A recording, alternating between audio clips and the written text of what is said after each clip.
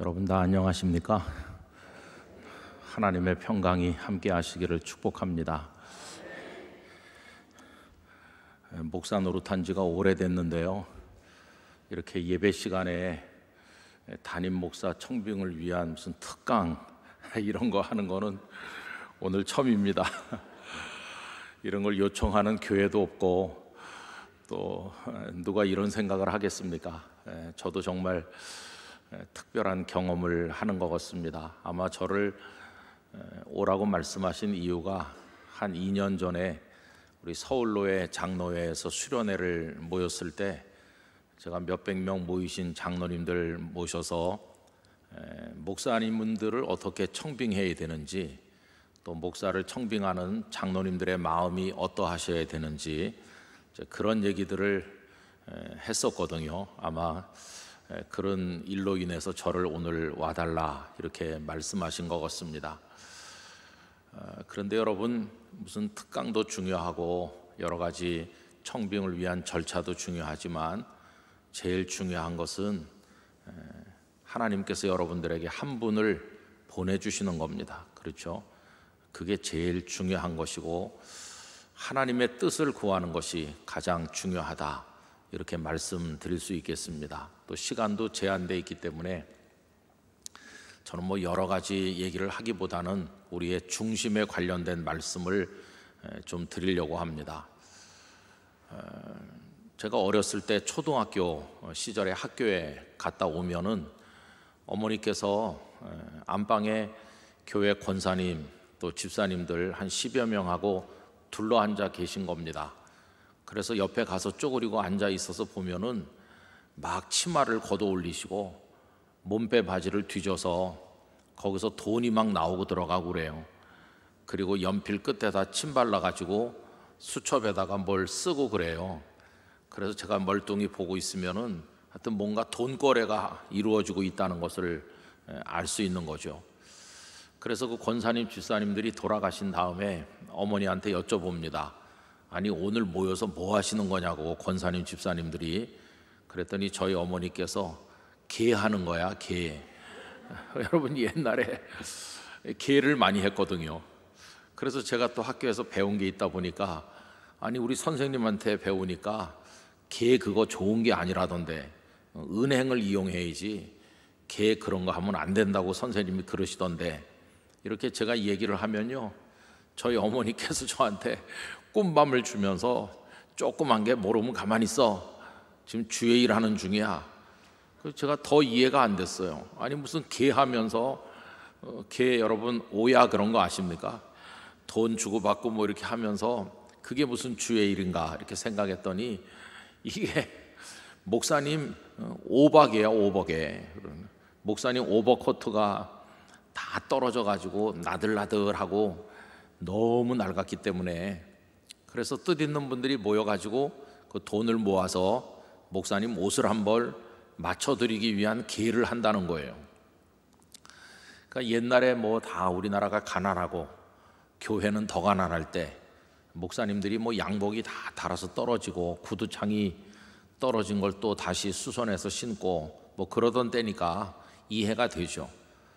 그때 제가 다니던 교회 담임 목사님은 자녀가 여러 명이었고 6인가 7인가 그랬어요. 그 중에 한 분은 저의 주일학교 선생님이기도 했는데, 그런 가운데 가난한 목회를 하시니까 옷이 다 떨어져도 어떻게 해결을 못하는 거죠. 그래서 이제 그런 기회를 통해서 옷을 맞춰드리기도 하고 이제 그랬던 걸 봤던 기억이 납니다. 여러분, 그런 이야기들이 지금은 없죠. 지금은 찾아볼 수 없습니다. 물론 지금 다 잘 사니까 그때 비하면 떨어진 양복을 입은 목사님도 찾아볼 수가 없고 그 정도로 가난한 교회도 이제는 별로 없으니까 아무리 농촌에 가난한 교회도 그런 일은 잘 없죠. 그게 경제적으로 우리나라가 부유해져서 이제 교회들도 여유가 생겼기 때문에 그런 일이 없어졌다 이렇게 생각할 수 있지만은, 그러나 조금 달리 생각을 해보면 이제는 목회자와 성도 사이에 그런 존중과 사랑과 배려, 그런 게 사라진 게 아닌가 이렇게 생각을 해보면 참 씁쓸하고 마음이 아픈 게 사실입니다. 저도 많은 목회자 중에 한 사람으로 지금까지 살고 있습니다마는 목회자는 어떠해야 되며 성도들은 또 어떻게 해야 될 것인가, 이런 생각을 할 때 이게 쌍방관계이기 때문에 일률적으로 말하기는 참 어려운 것이죠. 성도들은 목회자를 존중해야 된다고 생각하고, 또 목회자는 성도들을 중심으로 사랑하고 아끼고 섬겨야 된다고 생각합니다. 근데 이제 이런 것들이 목회 현장에서 우리 한국교회 지금 많이 망가지고 있는 게 사실이죠.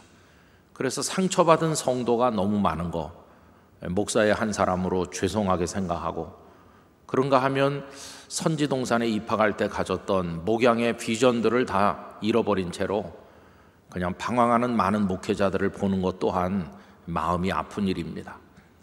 제가 우리 남대문 교회에 1시간 와서 말씀을 같이 나눠달라는 부탁을 듣고 기도하는 가운데 청빙과 관련해서 우리가 가장 적합한 말씀이 성경에 어디 있을까 이렇게 생각을 할 때 하나님께서 제게 떠올라 같이 나누도록 하신 말씀은 방금 읽은 사도행전 10장 끝에 있는 말씀이죠. 여러분, 오늘 본문을 다시 한번 보시면 모든 목회자와 성도들의 로망이라고 할 수 있는 말씀이 거기 나와 있습니다. 먼저 44절을 보십시오. 베드로가 이 말을 할 때에, 이 베드로를 목회자라고 생각하시면 좋겠어요. 어떤 목회자가 설교를 하는 거죠. 그럴 때 어떤 결과가 나타났냐 하면 성령님께서 말씀 듣는 모든 사람, 교회 성도들, 교회 회중들에게 내려오신다.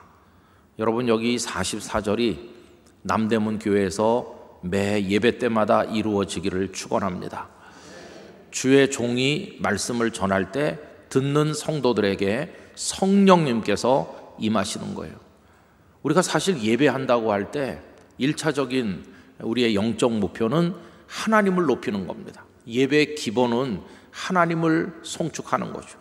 하나님께 영광을 돌리는 것이 기본이고, 그 다음에는 예배를 드리는 우리 자신이 하나님의 영으로 채워지는 것입니다. 그냥 일반적인 용어로 은혜를 받는 겁니다. 그 예배 드리고 흩어져 나갈 때 마음에 하나님의 존재, 하나님의 임재, 나를 향한 하나님의 사랑, 살아서 역사하시는 하나님의 능력, 나를 향해 가지신 하나님의 뜻을 자각하는 것, 그러면서 어떤 사명감을 가지고 다짐과 결단을 하면서 기쁨으로 이 험악한 세상을 향해 달려나가는, 바로 그게 우리의 예배 속에서 이루어져야 되는 우리의 꿈이 아니겠어요? 바로 이 말씀이 그것을 보여준다고 생각합니다. 여기 배경은 가이사라에 주둔하고 있던 로마군 백부장 고넬료의 집이죠. 그 고넬료의 집이 오늘날의 예배당 역할을 하고 있는 것이고, 여기 모인 회중은 고넬료와 그의 가족들, 그리고 그의 친척, 그가 또 불러 모았던 많은 친구들, 그런 이들이 지금 다 회중이 돼서 앉아 있는 거죠. 그리고 베드로는 청함을 받아서 와서 이제 말씀을 전하는 겁니다. 그래서 모든 회중이 은혜를 받은 게 이제 첫째고요. 또 두 번째로 어떤 결과가 나타났느냐 하면, 여러분 거기 48절로 내려가 보시면 명하여 예수 그리스도의 이름으로 세례를 베풀라 하니라. 그래서 고넬료의 가족들과 거기 모인 사람들이 다 세례를 받았습니다. 세례를 받았다는 것은 그리스도인이 되었다. 오늘 우리식으로 말하면 새신자가 많이 생겨난 겁니다. 우리 남대문 교회도 매주 예배할 때마다 은혜를 받고 예수님을 구주로 고백해서 때가 되면 세례를 받는 이런 새신자가 탄생하는 역사가 있기를 원합니다. 이제 건강한 교회는 그런 일이 매주 있어야 되는 거죠. 매주 누군가가 와서 말씀을 듣고 깨달음을 얻고 은혜를 받고 변화돼서 예수님을 나의 구주로 고백합니다. 교회가 정한 훈련의 절차를 받고 문답을 통해서 세례를 받는 거죠. 그래서 한 사람의 그리스도인으로 이 땅을 살아가도록 만드는, 예수님께서 마태복음 28장 맨 끝에서 아버지와 아들과 성령의 이름으로 세례를 주고라고 하신 그게 여기서 이루어지는 거죠. 그리고 마지막 세 번째로 나타난 게 뭐냐 하면, 여러분 그 마지막 구절에 보시면 그들이 베드로에게 며칠 더 머물기를 청하니라. 이 말씀을 전하러 왔던 베드로와 그 집에 모여 있었던 사람들 사이에 끈끈한 정이 생겼다는 걸 알 수 있어요. 베드로는 말씀을 전했기 때문에 떠나려고 하는데 거기 모인 분들이 가시지 마세요, 가시지 마시고 조금 더 계셔주세요, 하루라도 더 계셔주세요, 이렇게 붙드는 거죠. 여러분, 어느 교회에서 목회자가 부임을 해서 목회를 할 때 목회자는 성도들을 정말 뜨겁게 사랑하고 성도들은 그 목사님이 떠날까 염려하는 마음으로 계속 목사님을 우리 교회에 더 계셔달라고 붙들고 서로 사랑하는 이런 모습이 얼마나 이게 아름답습니까? 그래서 오늘 이 본문은 오늘날의 교회를 배경으로 한 얘기는 아니지만 고넬료의 가정에서 이루어진 이야기이긴 하지만 이걸 확대해서 설명한다면 오늘의 교회에서 이루어져야 될 아름다운 이상형의 모습이다, 이렇게 생각합니다. 그래서 다시 요약하면 같이 예배하고 말씀을 나누는데 성령님의 임재가 있고 거기 듣는 사람들이 다 은혜를 받고 그리고 방언의 역사가 나타나고 그리고 새 가족이 세례를 받아서 탄생하고 그리고 끈끈한 사랑이 있어서 서로 배려하고 붙들고 이렇게 지나는 모습을 볼 수 있어요. 이제 앞으로 우리 남대문교회 새로운 담임 목사님께서 오실 텐데 그 목사님은 베드로와 같이 되시고 여러분은 고넬료 가정에 모여 있었던 그 회중과 같이 되시기를 바랍니다. 그게 이제 기도해야 될 제목인 것이죠. 하나님, 우리 교회에 그런 목회자가 오게 하시고 그런 하나님의 임재가 있게 하시고 이런 영적 열매들이 맺혀지게 하여 주시옵소서 간절하게 기도하시기를 바랍니다. 그럼 이런 아름다운 일이 어떻게 해서 일어났습니까? 여러분, 거기 오늘 말씀의 제목을 제가 놀람이라는 단어를 포함시켜서 거룩한 놀람을 위하여 이렇게 했는데 45절 맨 끝에 보면 이방인들에게도 성령 부어주심으로 말미암아 놀라니, 이 놀랐다는 것은 원래 하나님께서는 유대인들만 구원하신다고 생각했었는데 이방인들에게까지도 하나님의 말씀이 전해지게 하시고 그들도 성령의 역사를 체험하는 걸 보면서 놀란 거죠. 이 거룩한 놀람, 이게 하나님의 은혜 가운데 이루어진 거잖아요.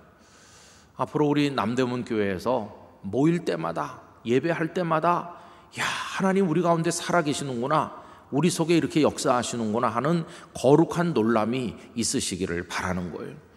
그걸 위해서 뭐가 필요할 것인가 하는 건데 그건 10장 앞부분부터 우리가 이제 봐야 되는 거죠. 10장 앞에 보면 고넬료라는 사람을 소개하는 말씀이 나옵니다. 이 사람은 이달리아 대 백부장인데 기도를 많이 하는 사람이고 구제도 많이 하는 사람이다, 이렇게 나오죠. 그런데 5절 말씀으로 가보실까요? 5절 우리 다 같이 읽어보겠습니다. 네가 지금 사람들을 요빠에 보내어 베드로라 하는 시몬을 청하라. 하나님께서 고넬료에게 베드로를 데려오라고, 청해 오라고 말씀하신 거예요. 여러분, 여기 청하다라고 하는 거가 지금 남대문 교회에 필요한 거라고 생각합니다. 그래서 목회자를 모셔오는 것을 청빙이라는 단어로 쓰고 있잖아요. 청빙은 모셔오는 겁니다. 그 이하에 보면 고넬료가 사람들을 베드로가 묵고 있다는 곳으로 보내요. 그래서 베드로를 청해 옵니다. 근데 하나님께서는 베드로에게 이 사람들을 두려워하지 말고 따라가라, 이렇게 말씀하시거든요. 여러분, 몇 절 더 내려가서 어디를 보시느냐 하면 17절 말씀에 내려가 보십시오. 제가 읽어보겠습니다. 베드로가 본 바 환상이 무슨 뜻인지 속으로 의아해하더니 마침 고넬료가 보낸 사람들이 시몬의 집을 찾아 문 밖에 서서 불러 묻되 베드로라 하는 시몬이 여기 유숙하느냐 하거늘 베드로가 그 환상에 대하여 생각할 때 성령께서 그에게 말씀하시되 두 사람이 너를 찾으니 일어나 내려가 의심하지 말고 함께 가라. 내가 그들을 보내었느니라 하시니. 이래서 고넬료가 보낸 사람들과 이제 베드로가 만나는 거죠. 청하러 사람이 왔고 또 베드로는 그들의 요청을 이제 받아들이게 됩니다. 자, 그래서 이제 그 고넬료의 집에 같이 가는 이야기가 23절 그 중간부터 나오죠. 이튿날 일어나 그들과 함께 갈새 요바에서 온 어떤 형제들도 함께 가니라. 이튿날 가이사랴에 들어가니 고넬료가 그의 친척과 가까운 친구들을 모아 기다리더니. 여러분, 이제 베드로와 같은 주의 종을 하나님께서 이미 예비해 놓으시고 남대문 교회에 보내주실 거라고 믿습니다. 그러면 성도들이 가지셔야 되는 마음이 뭐냐 하면 이겁니다. 24절 끝에 있는 한 단어, 기다리더니 하는 것입니다. 여러분들이 간절히 기다리시기 바랍니다. 기다리는 거죠. 아니, 그 담임 목사가 뭔데 우리가 기다려야 되냐, 이렇게 생각할 수 있어요. 여러분, 목사는 교회에서 어떤 역할을 하는 사람일까요? 저도 목사지만은 저의 정체성, 제가 해야 될 일에 대해서 여러 가지 생각들을 늘 하고 있습니다. 목사는 뭐 하는 사람일까? 행정적으로 말하면 교회를 대표하기도 하고 또 목회하는 사람이다, 이렇게 그냥 일반적으로 말할 수도 있는데, 조금 더 영적인 그 존재 의미를 생각해 보면 하나님의 뜻을 잘 분별해서 성도님들에게 정확하고 적절하고 쉽고 은혜가 되도록 전달해 드림으로써 성도들로 하여금 하나님을 잘 믿도록 도와드리는 거, 이게 목사의 존재 의미라고 생각합니다. 사실 목회자는 완전한 사람이 아닙니다. 교회 성도님들 중에 목회자보다 인생의 경험이 더 많으시고 여러 가지 삶의 경륜이 더 많은 분들이 훨씬 많이 계시죠. 또 전문 지식을 가진 분들도 굉장히 많으십니다. 오히려 목회자들은 교회 울타리 안에만 머물렀기 때문에 경험의 폭이 적을 수도 있고, 또 나이가 연소하다 보면은 모든 삶의 경험이 일천하다 보니까 미숙할 수도 있습니다. 여러분들이 대개 목사님들을 청빙할 때 이렇게 요즘에는 정보가 다 공유되니까, 여러분 옛날에 한 마을에 교회 하나밖에 없고 목사님 한 분밖에 없을 때는 그냥 세상에 목사님은 그분밖에 없는 줄 알았죠. 근데 지금은 인터넷상에서 세상에 존재하는 아주 다양하고 또 특징이 다 서로 다른 여러 목사님들의 설교도 들으시고 또 여러 가지 정보들도 공유하시지 않습니까? 그러다 보니까 목회자를 보는 눈이 이제 많이 달라지고 있다고 할까, 흔들리고 있다고 할까, 그렇게 말할 수 있어요. 근데 목회자는 여러 가지 잡식이 많거나 다양한 재능이 많은 게 중요한 게 아니라 성도들이 하나님을 잘 믿도록 영적으로 도와드리고 격려할 수 있으면 그 목회자의 책임은 끝나는 겁니다. 교회가 여러 가지 사역을 할 때 그 여러 영역의 전문 지식이 필요하고 또 사회적 경험이 필요한 건 성도들이 목회자보다 훨씬 더 뛰어난 분들이 많아요. 그런 영역은 성도들과 협력해서 성도들이 그 지식을 사용하고 경험을 사용해서 잘 하실 수 있도록 목회자는 자기 자리를 지키면 되는 것이고, 목회자의 1차적인 건 그거죠. 초기 교회 교부들부터 시작을 해서 특별히 종교개혁자에 오면 교회론을 이야기하면서 많이 했던 이야기가 교회는 신자들의 어머니다 하는 것입니다. 그렇게 말하는 가장 중요한 이유는 갓난아기가 어머니 없이는 생존할 수 없는 것처럼 우리 그리스도인들은 교회라는 어머니의 품이 없으면 믿음의 생존을 할 수가 없다, 그런 뜻입니다. 그러니까 반드시 아기가 어머니의 젖을 먹고 보살핌을 받아야 살 수 있고 생존할 수 있는 것처럼 그리스도인들도 교회라는 어머니의 품에 있어야 된다 하는 거죠. 그럼 여러분, 어머니가 아이에게 해주는 가장 기본적인 게 뭡니까? 물론 기저귀도 갈아주고 얼러서 재워주기도 하지만 그 이전에 가장 기본적인 건 젖을 먹여준다는 겁니다.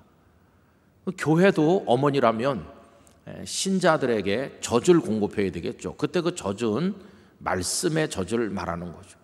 그럼 그 말씀의 젖이 공급되는 어머니의 젖가슴과 같은 곳이 어디냐, 어머니의 젖꼭지와 같은 곳이 어디냐, 이러면 이 강단이죠. 이 강단을 하나님께서 사용하셔서 그래서 성도들에게 하나님의 진리, 말씀을 공급하는 겁니다.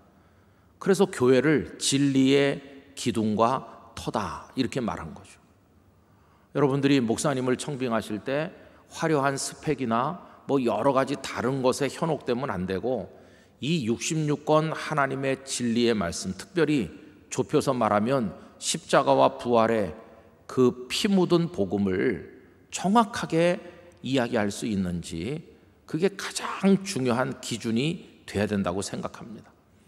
여기서 흘러나오는 말씀을 통해서 남대문 교회 성도들의 영혼이 살찌고 건강해지고 살게 되는 것이니까요. 그래서 이 강단을 위해서 기도해야 되는 거죠. 그럼 목사는 누구냐 하면 이 강단을 지키도록 하나님께서 보내신 사람인데, 문제는 뭐냐 하면은 부족한 게 많다는 겁니다. 그래서 옛날에 교회 역사도 보면은요, 이런 문제가 있었어요. 그 한 4세기, 5세기 그 무렵에 한 4세기쯤 됐을 때 소위 도나투스파 논쟁이라는 게 있습니다. 아프리카 북부에 많은 교회들이 있었습니다. 여러분, 흔히 우리가 어거스틴이라고 하는 아우구스티누스를 아시는데, 이분은 아프리카 사람입니다. 그런데 피부가 검은 아프리카 사람이 아니고 오늘날의 모로코, 튀니지 그쪽에 해당하는 피부가 창백할 정도로 희고 검은 구레나루 수염이 많이 난 아주 잘생긴 그쪽 아프리카 북부 사람들이죠. 그 중에 한 명이 이 아우구스티누스죠. 그때 그 북부의 그 중심 도시는 알렉산드리아와 칼타코인데, 특별히 아우구스티누스와 관련해서는 중심 도시가 칼타코였습니다. 그는 시골에서 성장했지만 나중에 칼타코로 진출해서 거기서 수사학 교사를 하다가 로마로까지 진출했던 분이시죠. 아프리카 북부의 기독교가 굉장히 번성했습니다. 자, 그런데 그 당시 교회 중심은 로마에 있었어요. 로마 교회가 예루살렘 교회보다 더 권위를 가지고 로마 교회 목회자가 다른 교회 목회자들 위에 있는, 이게 점점 강화되면서 로마 교회 목회자가 오늘날 교황이 된 거 아닙니까? 그때는 교황이라고 부르진 않았지만 로마 교회 목회자가 다 이렇게 모든 교회 중심으로 인정을 받던 때예요. 그 아프리카 북부 지역에 감독이 공석이 됐는데, 다시 말하면 이제 목회자가 자리가 빈 거죠. 그러면 이분들이 스스로 모셔오는 게 아니고 로마 교회에서 누군가를 보내주는 겁니다. 그러면 이제 그 파송받아 오는 사람을 로마 교회 성도들이 받아들여야 되는 건데, 문제가 생긴 게 로마 교회에서 파송한 그 인물이 하자가 있다. 그래서 우리는 그를 우리들의 영적 지도자로 받아들일 수 없다. 이렇게 된 겁니다. 그럼 그는 무슨 하자가 있었을까요? 그 본인에게 하자가 있는 게 아니라 그분이 목사로 안수를 받을 때 그때 하자가 있다는 겁니다. 어떤 하자냐 하면 몇 사람이 그 머리에 손을 얹어서 우리식으로 말하면 목사 안수를 하는 건데, 그 머리에 손을 얹었던 사람 중에 한 사람이 하자 있는 사람이라는 거예요. 어떤 하자가 있냐 하면 핍박이 일어났을 때 예수 믿지 않겠어요 그러면서 배교했었던 경력이 있는 사람이 나중에 회개하고 돌아와서 목회자가 돼가지고 그 사람이 손을 얹었다는 거예요. 아프리카 북부 지역의 그 성도들은 배교에 전력이 있는 사람이 손을 얹어서 안수 기도를 했기 때문에 그 안수 받은 사람은 효과적으로 하나님의 종이 된 게 아니므로 그 사람을 우리가 우리들의 목회자로 받을 수 없다고 거절했어요. 여러분, 옛날에 신사참배 문제로 인해서 우리 한국교회가 굉장히 어려웠을 때 해방되고 나니까 우리 한국교회에 큰 갈등이 있었죠. 신사참배를 하면서 소위 변절했던 다수와 신사참배를 하지 않고 끝까지 믿음을 지켰던 소수 사이에 큰 갈등이 있지 않았습니까? 근데 당연히 명분적인 우위는 신사참배를 하지 않았던 소수에게 있었는데 힘은 신사참배를 했던 이 다수에게 있었죠.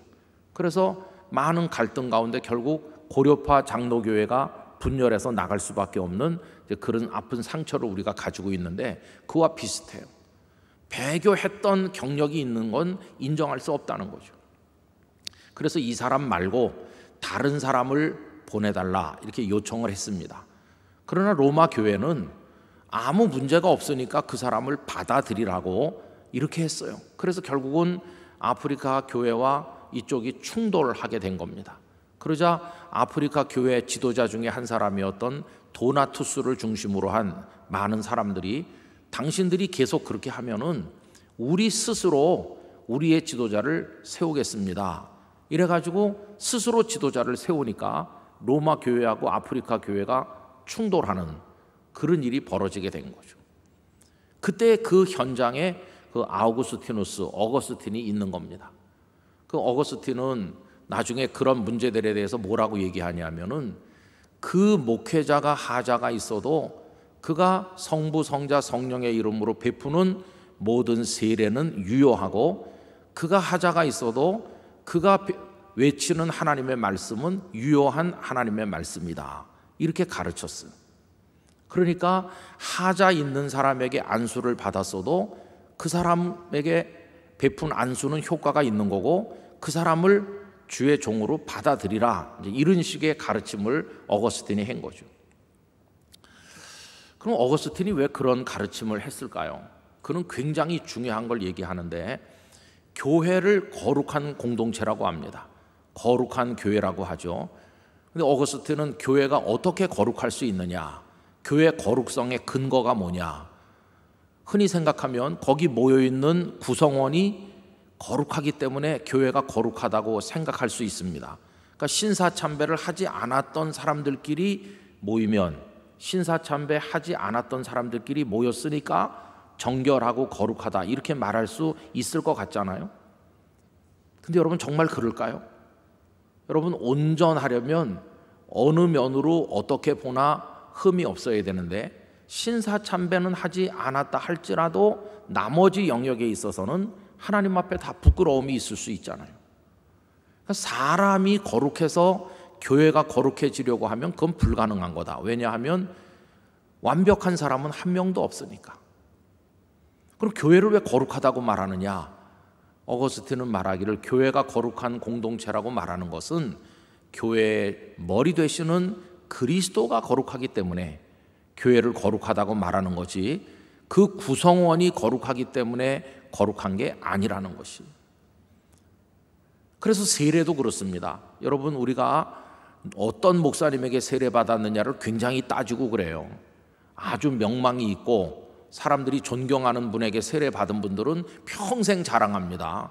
내가 누구한테 세례받은 사람이에요, 이러는데, 그런 유명한 목회자한테 세례받으면 그 세례가 효과가 있고, 이름도 없는 작은 교회에서 이름도 없는 목사님한테 세례받으면 그 세례가 효과가 없나요? 그렇지 않거든요.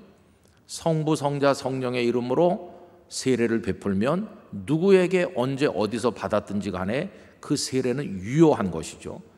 그래서 그 어거스틴은 말하기를 그 성직자가 어떤 흠이 있든지에 상관없이 그가 하나님의 이름으로 행하는 설교와 하나님의 이름으로 행하는 성례전은 효과가 있는 거다.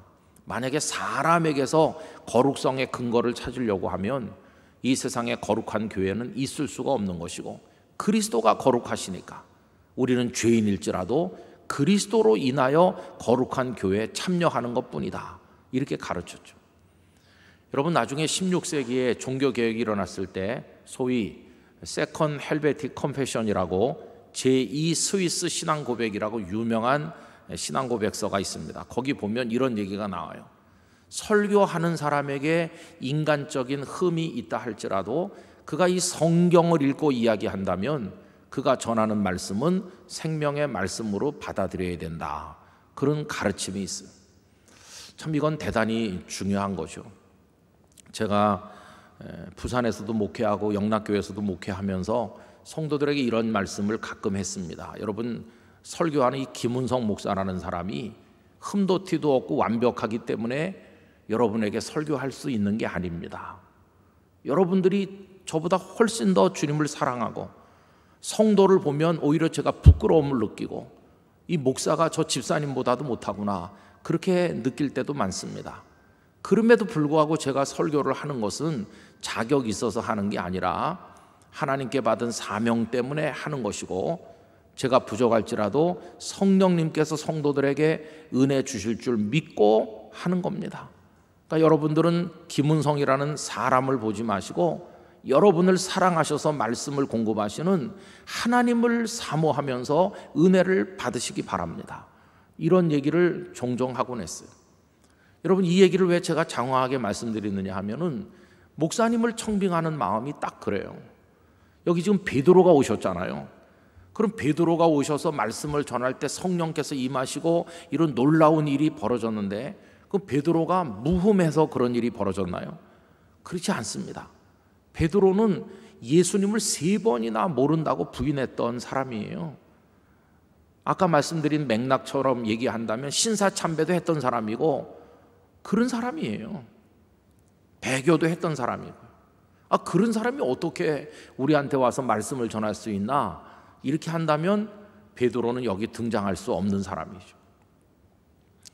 그래서 저는 우리 남대문 교회 성도들이 여기 목회자를 기다린다 할 때 누구 어떤 사람을 기다려야 될까 할 때 간단합니다.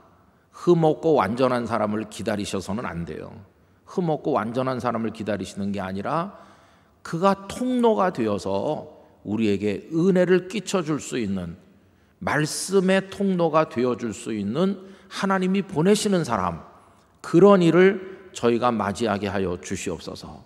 그렇게 기다리셔야 되는 거예요. 그러니까 어떤 목회자를 볼 때 우리가 하나님을 잘 믿도록 영적으로 도와줄 말씀의 공급자다, 이런 입장에서 기다리셔야지, 모든 면에서 완벽한 사람을 찾으면 그건 조금 초점에서 빗나가는 거라는 걸 알 수 있어요. 여러분, 시간이 많지 않기 때문에 제가 긴 얘기를 못합니다만은 요즘에 우리 한국교회는 목사님들을 스펙 중심으로 보는 경향이 있어요. A와 B 목사님이 있으면 누가 공부를 더 많이 했나, 누가 과거 경력이 더 화려한가. 여러분, 이런 건 본질이 아닙니다. 본질은 하나님의 마음과 얼마나 깊이 연결되어 있고 하나님의 뜻대로 살지 못하는 것 때문에 얼마나 많이 가슴 아파하면서 하나님 앞에 엎드리고 성도 한 사람 한 사람을 위해서 얼마나 눈물로 기도하며 이 말씀이 왜곡되지 아니하도록 전달하려고 애쓰는 목회자인지, 그게 중요한 겁니다. 화려한 언변 뒤에 감춰진 위선과 부패가 얼마나 많은지 여러분은 분별해 내셔야 돼요. 좀 어눌하고 부족해 보여도 그 속에 생명의 진리가 담겨 있다면 그가 진짜 하나님의 종인 것이. 누구를, 어떤 사람을 기다릴 것인가? 여러분, 이런 분을 기다려야 되는 거죠. 하나님, 이번에 오는 목사님은 저와 제 아내와 제 남편과 우리 부모님과 우리 자녀들에게 영적 감화를 끼쳐서 온 가족이 하나님을 잘 믿도록 도와줄 그런 영적 지도자를 보내주시옵소서. 그렇게 기도하셔야 되는 거예요. 여러분, 목사님이 경력이 화려하다고 그거 어디 가지고 나가 자랑하겠습니까? 우리 교회 이번에 온 목사님 뭐 대단한 화려한 경력이 있어요. 그게 무슨 의미가 있겠어요? 중요한 것은 이번에 온 목사님의 설교를 듣고 내가 회개했습니다. 내가 예수님을 제대로 알게 됐습니다. 우리 가족이 믿음에 흔들리고 있었는데 다시 만세반석 같은 믿음에 서게 됐습니다. 주님을 사랑하게 됐습니다. 우리 남대문 교회 사랑이 넘쳐나기 시작했습니다. 그런 게 중요한 게 아니겠어요? 그런 목회자를 기다리셔야 된다는 거죠. 그래서 저는 오늘 드리고 싶은 말씀의 요지 중에 하나가 여러분이 하나님을 잘 믿도록 도와줄 그런 목회자를 위하여 기도하시기 바랍니다. 그게 생명이에요. 그게 가장 목회자 청빙에 있어서 결정적으로 중요하다는 걸 알 수 있습니다. 사실 이 고넬료와 베드로를 따져보면요, 이게 이루어질 수 없는 만남이죠. 고넬료는 정통 로마 관료로서 백부장 아닙니까? 여기 또 이달리아 대는 그냥 변방에 사람들 끌어모아서 만든 부대가 아니고 로마가 자랑하는 최정예 부대 중에 하나입니다. 그런 부대 백부장이거든요. 반면에 베드로는 식민지 백성이에요. 지배받는 백성이고 배운 것도 없고 예수님을 모른다고 했던 전력까지도 있고 하나님께서 불러오라 그랬으니까 불러왔지. 사실 베드로하고 고넬료를 갖다 놓으면 이게 뭐 마주 서 있기도 어려운 관계인데, 그런데도 고넬료와 그의 가족들은 간절하게 기다린 거예요. 다른 거 다 빼고 하나님 말씀을 전해줄 사람이다, 이거 하나 때문에 그를 기다린 거죠. 그 기다림이 어떻게 표현되냐 하면 25절은 상상을 초월하는 정도인데, 마침 베드로가 들어올 때 고넬료가 맞아 발 앞에 엎드려 절한다. 여러분, 이거는 파격도 이런 파격이 없어요. 로마군 장교가 식민지 백성, 초라한 백성에게 이렇게 엎드려서 절한다는 게 이게 이해가 되겠어요? 그때 그 고넬료의 마음이 뭘까를 이해해야 되는 거죠. 그랬더니 참 아름다운 건 26절입니다. 베드로가 일으켜 이르되 일어서라, 나도 사람이라. 여러분, 가끔 어떤 사람은요, 그 절을 받고 있는 사람도 있어요. 계속 절하라는 식으로, 마치 자기가 절받을 자격이 있다는 식으로. 우리 한국교회 좀 성공했다는 목회자들 중에 이렇게 했던 사람들도 있는 것 같아요. 당신들은 나한테 절하는 게 마땅하지, 내가 이 교회를 이렇게 세운 사람이야, 이러면서 성도들의 박수갈채를 받고 온갖 부귀영화를 누리면서 하나님 두려워하지 않는 그런 사람이 없었다고는 말할 수 없죠. 근데 베드로가 참 훌륭한 건 뭐냐 하면, 왜 이러세요? 내가 당신보다 나을 게 아무것도 없습니다. 나도 사람입니다. 얼마나 이 겸양이 뛰어납니까? 더군다나 여 뒤에 없지만 상상해 본다면 제가 여기 와서 말씀을 전할 자격도 없습니다. 저 예수님 모른다고 했던 사람이에요. 여러분, 쿼바디스라고 하는 생케비치의 유명한 소설을 아실 텐데, 거기 보면 이런 대목이 나오죠. 로마의 성도들이 카타콤에 모여가지고 베드로가 온다고 해서 간절하게 기다리는 거예요. 로마의 성도들은 예수님을 본 적도 없고 아무도 본 적이 없잖아요. 그냥 말로만 듣고 믿는 건데, 예수님의 수제자였고 예수님의 채취를 맡은 사람, 예수님과 같이 있었던 3년 동안 먹고 마시고 같이 잤던 그 사람이 와서 말씀을 전한다고 하니까 얼마나 가슴이 뛰었겠어요. 예수님을 눈으로 보고 함께 살았던 제자가 우리에게 오신다. 어떤 분일까? 기대감에 넘쳐서 베드로를 맞이하는 거죠. 근데 베드로의 설교는 이래요. 여러분, 저는 여러분 앞에 설 자격이 없습니다. 저는 정말 죄인입니다. 예수님을 3번이나 모른다고 했던, 여러분들에게 예수님을 이야기할 자격도 없는 죄인입니다. 그렇게 시작하는 거예요. 여러분, 저는 앞으로 남대문 교회 올 목사님이 그렇게 겸손한 목사님이 오기를 원합니다. 성도들이 우리 목사님 최고입니다, 목사님 정말 훌륭하세요, 이렇게 할지라도 목사님은 아닙니다, 저는 부끄러운, 정말 저 꼴찌 자리에 앉아야 될 부끄러운 사람일 뿐이죠. 이렇게 겸손할 수 있는, 사람들 앞에서뿐만 아니라 주님 앞에 정말로 겸손하고, 나 같은 죄인이 어떻게 말씀을 전할 수 있겠습니까? 이럴 수 있는 목사님이 오시기를 축복합니다.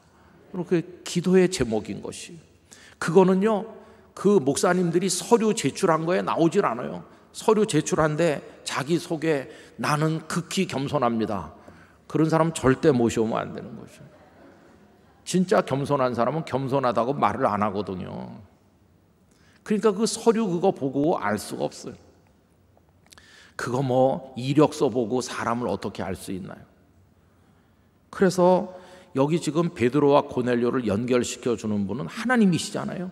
하나님이 고넬료에게 베드로를 데려와 이렇게 하시고, 베드로에게는 따라가라 이렇게 말씀하시고, 저는 새로 오실 목사님과 남대문 교회 성도들을 하나님께서 연결해 주시기를 간절히 바랍니다. 하나님이 연결해, 기도가 필요한 거예요. 간절한 기도.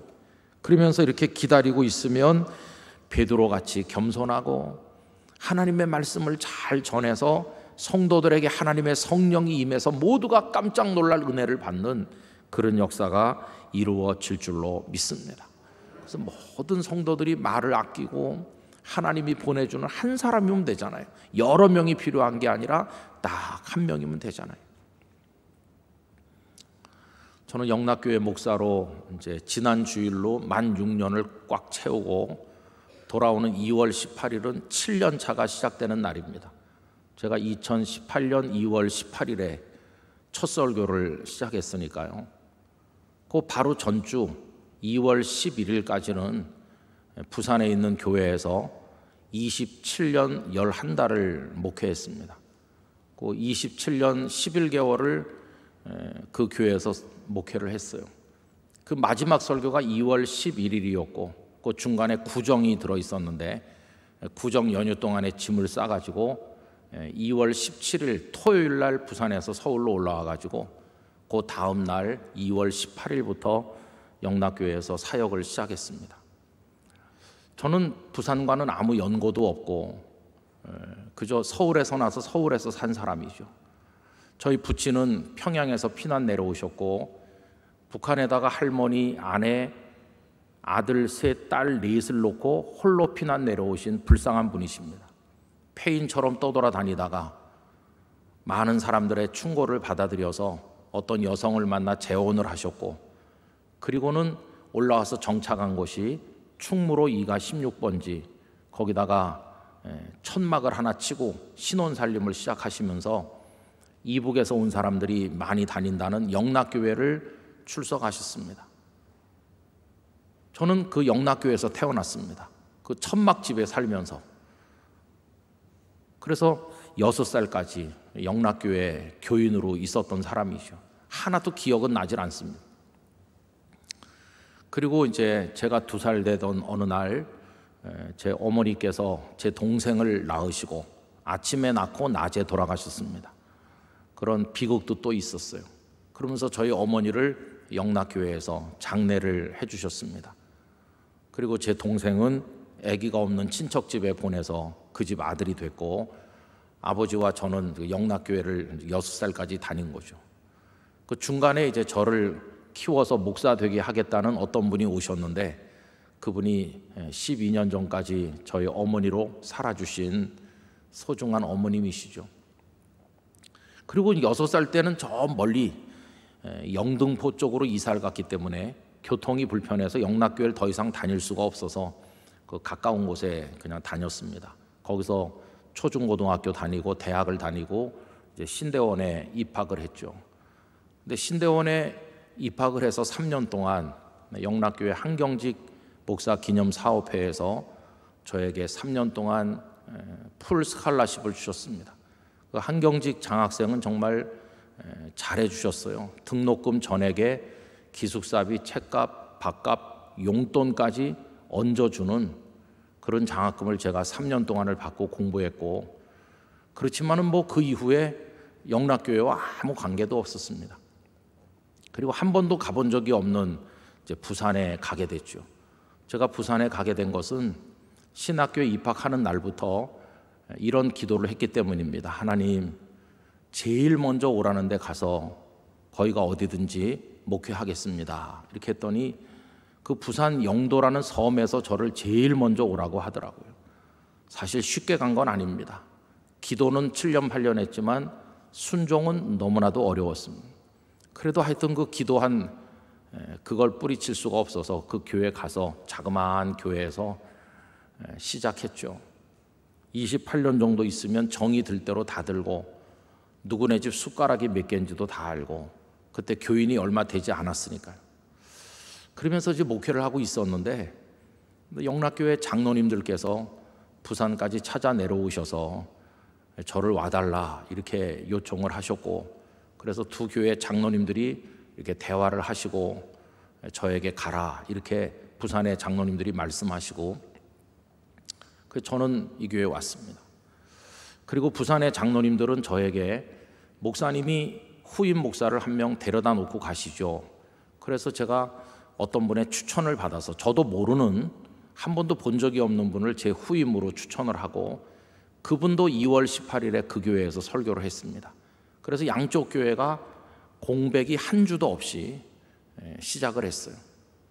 저는 2월 18일에 오고 25일에 이철신 목사님 원로 목사로 추대를 받으시고 3월 첫 주에는 제가 위임 목사로 위임을 받는데 그 부산의 성도들이 많이 올라오셔서 축복해 주셨고 또 그 목사님 부산에서 위임 받을 때 영락교회 장로님들이 많이 가서 축하를 해 주셨고 또 영락교회 성도들이 부산에 다니러 가면 그 교회 가서 예배 드리고 인증샷 찍고 주보 한 장 가지고 와서 저한테 주일날 목사님 갔다 왔어요. 주보 궁금하시죠? 이렇게 보여주고 거기 애들이 서울에 취직하든지 대학에 들어오면 영락교회 대학부 청년부에 다 와가지고 또 다니고 영락교회 성도가 부산에 직장 생활을 위해서 내려간 분은 또 땅끝 교회 가서 등록해가지고 거기 성도가 돼서 또 신앙생활하고, 영락교회 찬양대가 그 교회 방문해서 또 찬양 예배도 같이 드리기도 하고, 이렇게 오고 가고 하는 일을 하고 있습니다.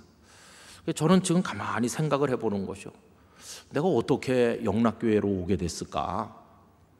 나는 알지도 못하고 그 신대원을 졸업한 후부터는 영락교회와 아무 관계가 없었거든요. 몇십 년 동안 영락교회 안에 무슨 일이 있는지, 목사님이 어떤 분이 와 계신지도 모르고 그렇게 지났거든요. 근데 이렇게 와서 보니까 결론이 하나예요. 하나님이 하신 거다. 왜냐하면 너 태어난 교회로 다시 돌아가서 사역을 마무리해라. 등산 많이 하시는 분들은 원점 회귀 산행이라고 아실 겁니다. 출발한 곳으로 다시 돌아오는 산행을 그렇게 말하는데, 제가 태어난 곳으로 하나님 한 바퀴 빙 돌게 하셔서 다시 돌아오게 하셨고, 여기서 사역을 끝내게 하시는 거죠. 제가 이 말씀을 드리는 이유는 목회자가 가고 오는 게 사람의 결정이 아니라 하나님이 하시는 일이다 하는 것입니다. 하나님이 하시는 거예요. 그래서 여기 오실 목사님이 내가 남대문 교회에 가고 싶다 이렇게 해가지고 오는 건 온당하지 않고, 하나님께서 나를 보내셨구나 이런 마음으로 오는 분이라야 될 것이라고 믿습니다. 또 여러분들께서도 많은 목사님 중에 우리가 고른다. 여러분 여기 고넬료 보고 베드로, 야고보, 요한 여러 사람 중에 누구 하나 골라라 이렇게 말씀하셨나요? 아닙니다. 만약에 고넬료 보고 고르라고 했으면 베드로가 아닐 수도 있어요. 그런데 딱 베드로 한 명을 말씀하면서 베드로를 청해 오라고, 선택의 여지가 없는 거예요. 그러니까 남대문 교회 성도들에게 지금 필요한 것은 하나님이 우리에게 보내주실 한 사람을 기다리고 우리가 고르는 게 아니라 하나님이 보내주시는 거다. 여러분 이 믿음을 가지셔야 됩니다. 이건 굉장히 중요한 겁니다. 왜 그러냐 하면요, 만약에 여러분들이 위원회를 만들어서 면접을 하고 점수를 매겨가지고 또 설교를 여러분이 해봐가지고 이 목사님 설교는 50점, 70점 설교에 점수를 매길 수 있는지부터가 문제인데다가, 그래서 어떤 분이 오셨다 칩시다. 그러면은 성도들이 무슨 생각이 들까요? 나는 이 갑이라는 목사님보다 을이라는 목사님이 좋았었는데, 이렇게 할 거 아니겠어요? 갑이라는 목사님에 대해서 늘 불만이 많죠. 그럼 이 목사님의 목회가 잘 안 돼요. 목회가 잘 안 될 뿐만 아니라 성도들의 후유증이 심각합니다. 하나님이 보내셨다고 생각하지 않으면 어떤 얘기가 되냐면 이런 얘기가 돼요. 제가 서울로의 장로님들께 했던 얘기가 그건데, 이제 새로 오는 목사님은 60, 70대신 분이 아니고 좀 연소할 거 아니에요. 40대나 아니면 50대 초반이나. 근데 그런 분이, 장로님들은 다 연배가 높으시니까 아들 같거나 막내 동생 같거나 그렇잖아요. 아무래도 목사님 이러지만은 여러 가지 면으로 나이도 적고 하니까 나이 어린 목사를 존경하기는 참 힘든 거거든요. 우리 교회 새로운 목사 정도겠죠. 근데 그 목사님이 정말 영적 가마력이 있어서 성도들을 감화시키면 다행이지만, 다모 경험이 부족한 분들이 부목사님 하다 오면 아무래도 좀 미숙하잖아요. 그러면은 원숙한 목사님들을 많이 보시던 성도들은 이게 양에 안 차는 거죠. 이번에 온 목사님 좋긴 좋은데 좀 뭔가 좀 부족한 것 같아. 이렇게 되겠죠. 여러분, 좋은 목사는 여러분이 키우시는 겁니다. 키워요. 오랫동안 인내하고 기다리면 부족했던 목사님도 좋은 목사가 되는 거예요. 그런데 이제 중요한 건 뭐냐 하면은 마음에 안 들면 불평을 하는 거죠. 이번에 온 목사가 시원치 않아. 또 말을 좀 막 해보면 이런 거죠. 그 사람 그 내가 뽑은 사람인데 잘못 뽑았나 봐. 이렇게 말하는 경우도 있어요. 하나님이 보내주셨다는 생각은 없고 내가 뽑은 사람이 되는 거예요. 내가 뽑은 사람인데 시원치 않다. 그러면 매주 그 시원치 않은 내가 뽑은 사람의 설교를 듣고 회개할까요? 변화될까요? 주님을 닮아갈까요? 불가능한 얘기죠. 그럼 결국 영혼이 바싹 말라 죽는 사람은 그 장본인인 거예요. 그 교회에 와서 앉아 있는데 한 번도 은혜를 못 받고 있으면 그 영혼이 바짝 말라서 장로님, 권사님, 집사님이지만 심령이 다 죽는 거예요. 화석화되고 바리새화되는 거예요. 이분들이 집에 가서 이번에 그 내가 뽑은 목사 형편없다 그러면 그 아들과 그 며느리가 목사님을 존경하겠습니까? 그 자녀들도 목회자를 존경 안 해요. 존경 안 하는 목회자로부터 무슨 은혜를 받고 우리 아들, 며느리, 우리 손자, 손녀가 믿음의 사람으로 자라겠습니까? 다 그 믿음의 가치 파산하는 거예요. 그래서 부모님이 교회 중직자인데도 거기서 은혜를 못 받는 자녀들은 교회를 떠나기도 하고 안 나오기도 하고 다른 교회로 가기도 하고 아브라함, 이삭, 야곱의 복을 계승해야 되는데 그게 다 중간에 깨지면서 가정신앙도 다 무너지는 거예요. 목회자를 어떤 사람을 어떤 마음으로 모시느냐 하는 것은 성도들의 가정신앙에 직결되는 너무도 중요한 문제예요. 좀 부족해도 그 목사님을 통해서 전달해 주시는 말씀에 내가 은혜를 받아야 되겠다는 사모함으로 은혜를 받으면 온 가문이 복을 받고 믿음의 명문 가문이 되는 것이에요. 여러분, 그런 은혜를 사모하셔야 합니다. 그래서 저는 우리 남대문 교회 하나님께서 좋은 목사님 보내주시길 바라는데, 좋은 목사님이라는 게 객관적 지표에 있어서 좋다는 게 아니라 여러분들에게 좋은 목사님이 되시기를 바랍니다. 나는 이번에 오는 목사님 통해서 참 은혜 많이 받아요. 매주일 마음이 정말 그 말씀으로 인해서 힘을 얻고 있어요. 그 목사님 보내주신 게 우리 교회 큰 축복이에요. 우리 자녀들도 믿음이 좋아졌어요. 교회를 더 사랑하는 마음이 생겼어요. 우리 목사님 다른 데 가서 인간적인 자랑을 할 건 없지만 이 시대 보기 드문 참 주의 종이에요. 얼마나 겸손하고 성도를 사랑하는지. 내 나이는 막내 동생 같지만 내가 정말 그 앞에 감탄했어요. 이룰 수 있는 목사님이 오셔야 되는 것이. 그런 목사님이 어디 있나? 이제 그게 문제겠죠. 어디 있나 하는 거 찾는 건 두 번째 문제고, 찾기 전에 여러분들의 마음이 여기 고넬료와 같이 되셔야 되는 거예요. 고넬료와 같이 먼저 되시는 과정이 필요할지 모르겠어요. 기도하시기 바랍니다. 그 시간을 꼭 가지시기 바랍니다. 여러분들의 마음이 준비되면 하나님은 전격적으로 필요한 분을 보내주실 거라고 저는 믿습니다. 왜냐하면 주님의 교회니까요. 주님이 사랑하는 교회이기 때문에 주님께서 보내셔서 우리 한국 유수의 이 남대문 교회를 지켜나가도록 은혜를 주실 거라고 믿습니다. 남대문 교회는 빌딩 사이에 가려있고 잘 보이지 않고 여러 가지 입지 조건이 참 안 좋아요. 목회적 차원에서 보면은 정말 최악의 상황인지도 몰라요. 이 주변에 인구가 많이 사는 것도 아니고 여기 참 어려운 곳이에요. 그러나 역으로 생각을 해보면은 어디서나 올 수 있는 곳이에요. 그래서 여기 진실된 주의 종 한 사람이 세워지면 먼 데서도 찾아오는 교회가 될 수 있다고 저는 믿습니다. 반드시 그럴 수 있다고 저는 믿습니다. 여러분, 교회 미래에 대해서 소망을 가지시고 기도하면서 임하시기를 바랍니다. 이렇게 할 때 이제 찾는 문제가 나오겠죠. 그런 목사님 어딨냐? 찾아내야 되는 건데, 여러분 이렇게 공고를 내가지고 서류를 받으면 찾는 게 아니죠. 그냥 마치 박물 장사한테 물건 사는 거나 같아요. 집안에 가만히 앉아 있는데 지나가는 사람이 박물 장사가 와서 이런 거 있는데 사겠수? 그런 거나 똑같은 거죠. 그렇게 가만히 앉아서 물건 사듯이 사시면 안 되고요. 사방을 알아보셔서 어디 그런 파묻힌 보석 같은 목사님이 있는지를 사방으로 이렇게 물밑에서 알아보셔서 눈에 뜨이는 분이 있을 겁니다. 그러면은 깊이 기도하고, 그리고는 삼고초려해서 그분을 모셔와야 되는 거예요. 이게 청빙은 그런 겁니다. 청빙은 모셔오는 거, 간절하게. 그분이 거절을 해도 계속 매달리고 기도하면서 모셔오는 거, 그게 청빙인 것이죠. 그런 절차를 이제 하시면 되고, 또 한 가지 찾아다니는 방법 중에 하나는 여러분들이 객관적으로 정말 존경할 수 있는 우리 교계 지도자들이 계실 텐데, 그런 분들에게 정말 아들같이 추천할 수 있는 목사님이 있으면 천거해 주세요. 이렇게 해서 아주 소수를 천거받아서 기도하면서 모시는 그런 방법도 있을 거라고 생각합니다. 구체적인 방법은 성도님들께서 의논하시면 되고, 저는 오늘 이 말씀을 가지고 원론적인 이야기만 드렸습니다.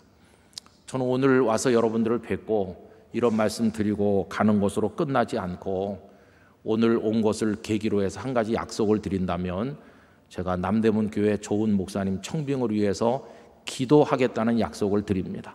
제가 기도하겠습니다. 왜냐하면 같은 서울로에 안에 살죠. 같은 시찰 안에 있죠. 더 다른 길로 말하면 요 가장 가까운 곳에 제가 살고 있거든요. 오늘 힐튼 호텔 뒷골목으로 걸어서 왔거든요. 남대문교회 담임 목사님이 살게 되실 사택과 제가 사는 건물이 같아요.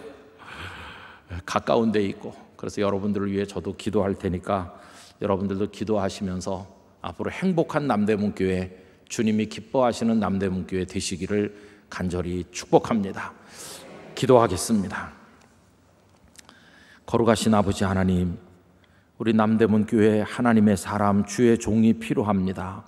성도들에게 생명의 말씀을 정확하게 쉽게 은혜롭게 전달해주고 성도들 함께 주님을 경외할 참된 주님의 사람이 필요합니다. 아버지 하나님 허락하여 보내주시기를 원합니다. 오래 기다리지 않게 해주시기를 원합니다. 축복해 주시기를 원합니다. 성도들에게 고넬료의 심정으로 기다리게 해주시기를 원합니다. 그래서 베드로가 설교할 때 성령이 임하시고 깜짝 놀랄 일이 일어난 것처럼 남대문교회 예배 시간마다 놀라운 일이 일어나게 하여 주시옵소서. 남대문교회를 사랑하시는 예수님의 이름으로 기도드리옵나이다. 아멘. 이제는 주 예수 그리스도의 은혜와 하나님 아버지의 사랑과 성령님의 교통하심이 남대문교회 공동체와 소속된 모든 성도들과 앞으로 진행될 청빙의 과정 속에 언제나 함께 하시기를 축원하옵나이다. 아멘.